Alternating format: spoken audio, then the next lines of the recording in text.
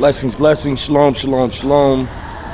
All the glory to Kadash Jerusalem in the name of Kadash Solomon. Before we get into the topic, let's just read Romans 7:12. Romans 7:12, it reads, "Wherefore the law is holy, and the commandment holy, and just and good." The topic of the day is the mark of the beast. What is the mark of the beast? The mark of the beast, people believe is the number 666 even. The number of the mark of the beast is 666. And we're going to get into that today. Everyone that, follows R712, it's mandatory that you read the Nag Hammadi. The Nag Hammadi is an important piece. It connected the dots for me. When I read the Nag Hammadi, I went to a much higher level. It's empowering, So, when you think about the mark of the beast, we have to go back to the beginning. And this video is going to answer a lot of questions and connect a lot of dots.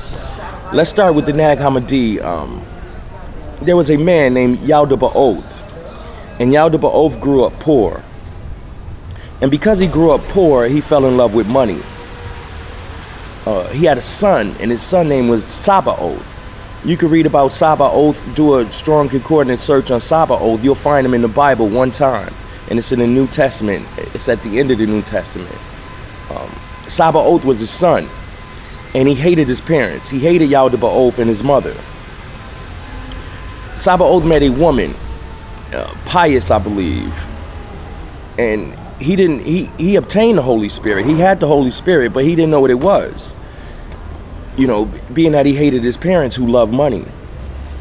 And Pius explained to him, she made the Holy Spirit blossom in explaining it to him. So now he knew what the hatred towards his parents was. He had the Holy Spirit. When you go further, now let's go to the beginning of the Bible. We're moving from the Nag Hammadi to the Bible now. And Adam. What we don't realize about Adam is he had a brother. And, that serpent in the Bible at the beginning is his brother. The serpent talked to Eve. And this is what the serpent told Eve. He said, Adam is going off. Adam loves money. I'm his brother. So in order to, move forward, we have to make a baby.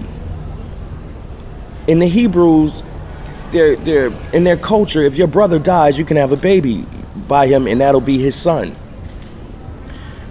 So Adam's brother, the serpent, convinces Eve that he is going off, that he is, went off, so he's dead, spiritually dead.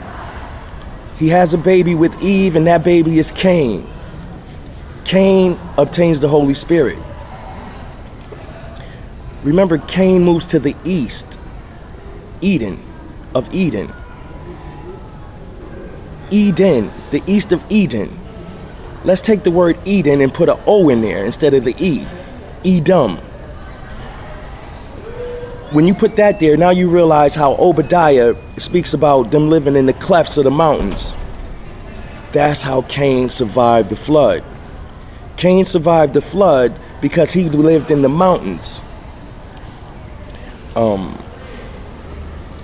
And now that we realize that Cain survived the flood, you can read about that in the book of Obadiah. Us living in the clefts of the mountains, we lived high. Not only did Cain survive the flood, the Himalayas in Asia, the Asians survived the flood. Other people survived the flood who lived in the mountains. So now we have Cain. Cain survives the flood. Where does Cain lineage? He has the Holy Spirit. He's the only one with the Holy Spirit. So how does the Holy Spirit manifest itself and move forward? Here comes Melchizedek. Melchizedek is the lineage of Cain.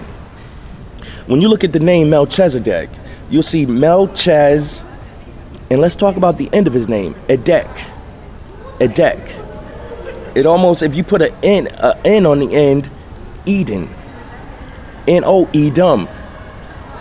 Melchizedek, Melchizedin. So Melchizedek has sex with Sarah, and they make a baby, and his name is Ishak. Isaac, we call him Isaac. Ishak. Ishak has a son, and his name is Esau. Ishak, Esau. They have the Holy Spirit. Now, Hebrews, his name is really Solomon, but they call him Jesus. They call him Jesus for a reason. Ishak, Esau, Jesus, Ishas. You put a Y there for Jesus, and you get Jesus, Esau, Ishak. They have the Holy Spirit. Remember, Solomon, ignorantly called Jesus, turned over tables in the churches because he didn't love money. He had the Holy Spirit. Now, when we speak about the Holy Spirit, the mark of the beast,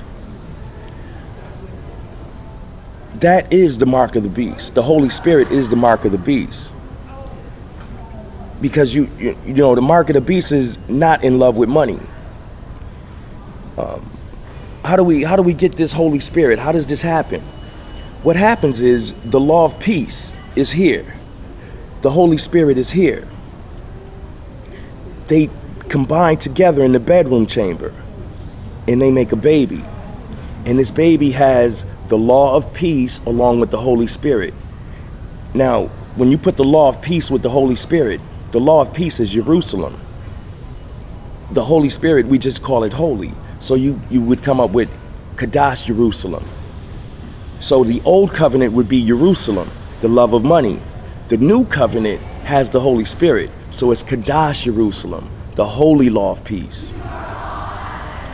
So the mark of the beast is not negative. It's not bad. It's actually good. The mark of the beast is not loving money. You know, the mark of the quote unquote woman even. Now let's, what else did I want to get? I wanted to get something else on that. The love of money, the mark of the beast. How do we come up